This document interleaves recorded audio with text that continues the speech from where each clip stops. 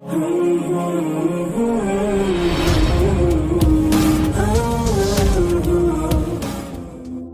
यहाँ एक वाक़या याद आ रहा है।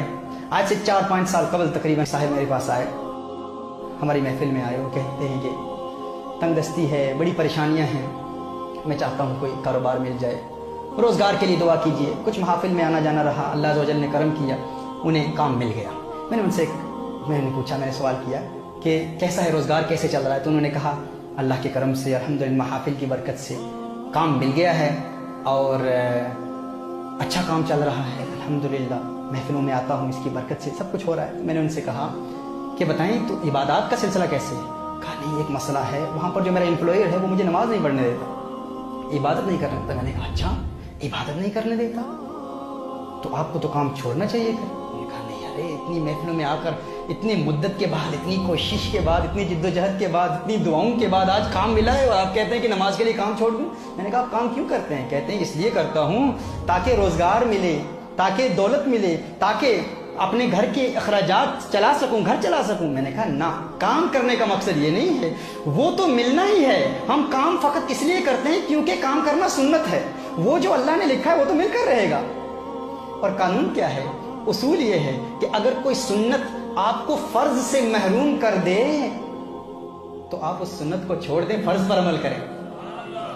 अब काम करना सुन्नत है, नमाज पढ़ना फर्ज है। देखिए, आप मिसाल के तौर पर असर की नमाज शुरू होती है 5 to 3 समझ लें मिसाल के तौर पर, और आपने जोर की नमाज अदा नहीं की, 2:55 हो गए, आपने जोर की नमाज अदा नहीं की। अब नफल पढ़ना तो सुन्नत है। अब उस वक्त अगर आप नफल पढ़ना शुरू कर दें, नफल इबादत शुरू कर दें, आपने फर्ज अदा नहीं किए तो नफल इबादत उस वक्त करना गुनाह है, क्योंकि वो सुन्नत आपको फर्ज से महरूम कर रही है। लिहाजा सुन्नत को छोड़ें और फर्ज पर अमल करें। मैंने उसे कहा कि आप काम इसलिए कर रहे हैं क्योंकि काम करना सुन्नत है और अल्टीमेटली जो लिखा है वो तो मिलकर रहेगा, लेकिन ये काम आपको फर्ज से महरूम कर रहा है तो आप काम को छोड़ें, फर्ज अदा करें। उस अल्लाह के बंदे ने इस पर अमल किया।